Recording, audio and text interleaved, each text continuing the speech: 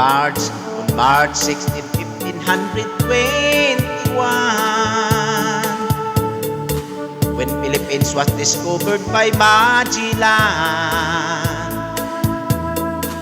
They're sailing at night across the big ocean until the so small Limasawa Island.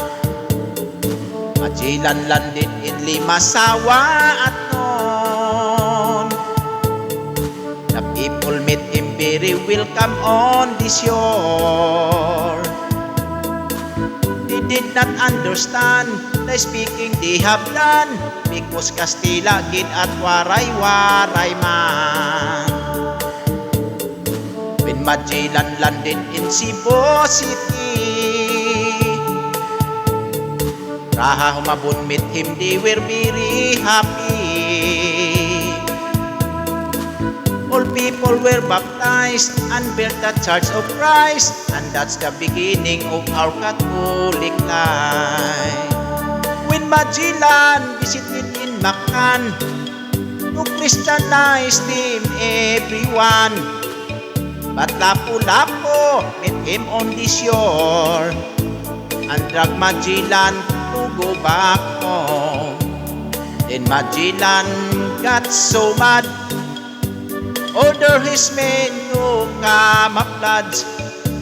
Mactan Island we could not grab, cause Lapu-Lapu is very hard. Then the battle began at dawn, bolos and spears versus guns and cannons. When Magellan was hit on the snake, he stumbled down and cried and cried. Oh mother, mother, I am sick. Call the doctor very quick. Doctor, doctor, shall I die? Please tell my mama, do not cry. Please tell my mama, do not cry. Please tell my mama, do not cry.